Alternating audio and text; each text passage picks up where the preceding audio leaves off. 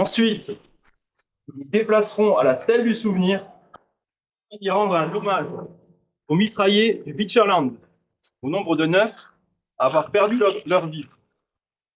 Enfin, la municipalité nous invitera à un temps convivial à la seule salle socio-culturelle.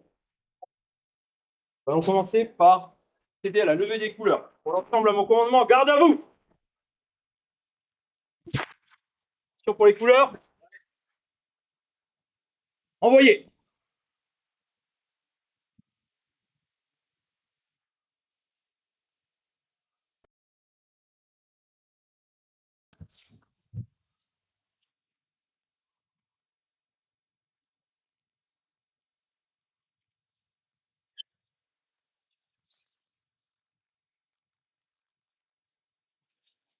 Oh.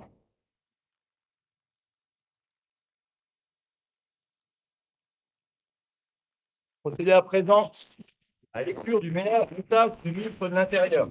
Pour l'ensemble, gardez-vous. Fouet le banc. Monsieur le maire, je vous en prie.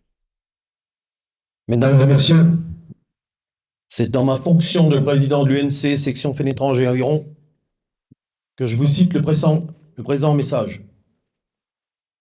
Message de Madame Catherine Vautrin, ministre des Armées et des Anciens Combattants, et de Madame Alice Ruffo, ministre déléguée auprès de la ministre des Armées et des Anciens Combattants, le 11 novembre 2025.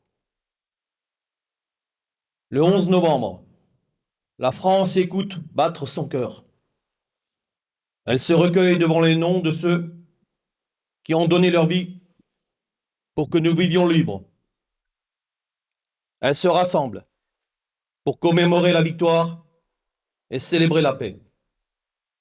C'était il y a 107 ans, au fracas des armes, succédé dévasté de Champagne, des vallées de la Meuse, des forêts d'Argogne. Ce silence portait le poids immense de ceux qui étaient morts durant 4 années dans les grandes batailles, couchés dessus le sol ou ensevelis sous la boue. 1 400 000 soldats tombés au champ d'honneur, autant de familles meurtries, 4 millions de blessés et de mutilés. Et parmi ceux apparemment indemnes, combien de nuits hantées par des terreurs sans fin. Chaque année, devant les monuments de nos communes, les générations se rejoignent. Unis dans cette mémoire, nous rendons visible l'idéal qui nous tient debout, le sens que nous avons donné à notre histoire, le projet collectif que nous poursuivions par-delà les tragédies. Tels que la liberté, la sécurité et la dignité de chacun y soient garantis. Selon les mots du général de Gaulle, en 1941, ce projet porte un nom, la République. La République a donné à chaque soldat mort pour la France, aussi anonyme soit-il, d'être honoré à la place le plus élevée, celle qu'occupe la tombe du soldat inconnu sous l'Arc de Triomphe. En lui s'incarne le sacrifice de tous les morts pour la France, qu'hier et d'aujourd'hui, jusqu'à ce qu'ils soient loin de chez eux, sont tombés en Indochine, en Algérie, dans les Balkans, en Afrique, en Afghanistan et au Levant. En lui se mêlent leurs visages venus de tout horizon. Ceux des fusiliers marins bretons et des tirailleurs sénégalais, unis dans le même héroïsme. Ceux tombés à Verdun et sur les plages de Provence. Ceux des francs-tireurs et partisans et des résistants du réseau Alliance. Ceux de ces combattants venus d'Afrique, du Pacifique, des Amériques et d'Asie, qui reposent désormais dans le sol de France, sous les croissants, les étoiles ou la croix des carrés militaires. Ceux des incorporés de force alsaciens et mosellans, pris dans le drame intime de leur conscience. Ceux qui croyaient au ciel et ceux qui n'y croyaient pas. Sur ce soldat de tous les âges et de toutes les origines, la flamme du souvenir français ne s'est jamais éteinte. Il y a 100 ans, en 1925, était organisé aux Invalides le premier atelier de confection du bleuet de France, devenu le symbole de la solidarité avec le monde combattant. Cette petite fleur qui poussait dans les tranches de la force d'âme de la nation. Force d'âme qu'ont rappelé les commémorations du 80e anniversaire des débarquements, de la libération et de la victoire dans une époque, la nôtre, où nous réapprenons que la guerre est possible. Assistant depuis Londres au péril que pesait sur la survie même de la France, la philosophe Simone Weil offrait en 1942 une définition du patriotisme que chacun peut faire sienne. Le sentiment de tendresse poignante pour une chose belle, précieuse, fragile et périsable. Ce patriotisme demeure une nécessité vitale. Marc Bloch, l'homme des Lumières dans l'armée des ombres, en incarna l'exemple. Son entrée au Panthéon le 16 juin prochain, décidée par le président de la République, l'esprit de défaite est toujours un poison mortel.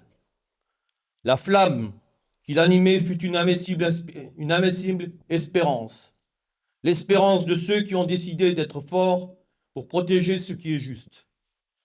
Cette espérance, que symbolisait déjà dans le ciel de Reims, le 11 novembre 1918, les tours restées debout de la cathédrale martyre, le 8 juillet 1962, sous ses voûtes reconstruites, était scellée la réconciliation franco-allemande pour que l'Europe vive libre et en paix. Car là sera toujours l'espérance de la France, fidèle au sacrifice de ses anciens, à ses valeurs et à ses promesses, consciente de sa vocation universelle au service de la paix. Vive la République, vive la France. Nous citons aussi un militaire de la France en 2025 au Liban, le maréchal des logis-chefs, Claudin Fanny, 23 ans. Fermez le banc. Repos.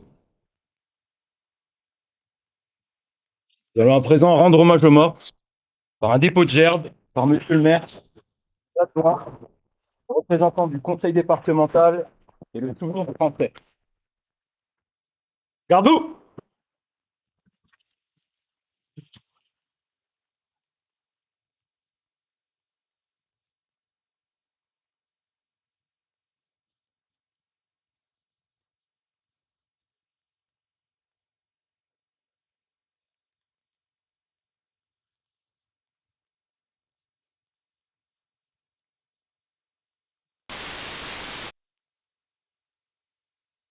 Aux morts!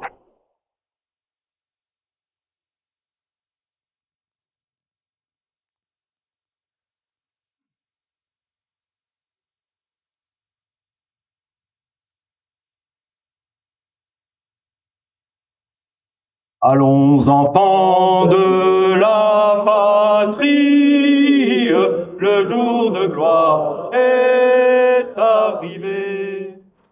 Contre nous de la tyrannie, l'étendard sanglant est levé, l'étendard sanglant est levé.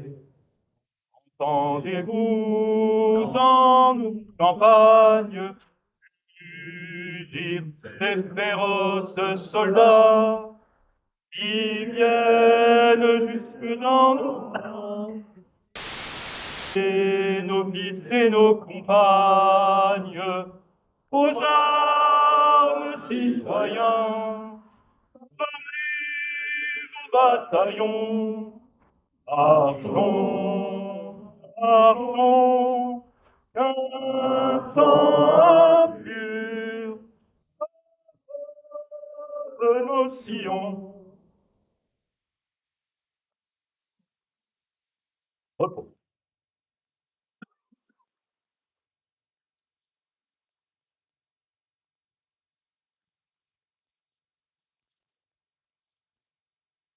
Fin de cérémonie.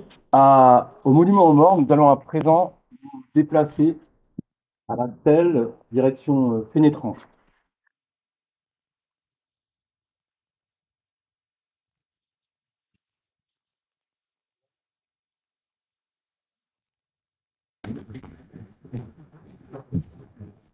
En déplacement, les officiers vont passer les troupes en revue. Pour l'ensemble, normalement, garde-vous.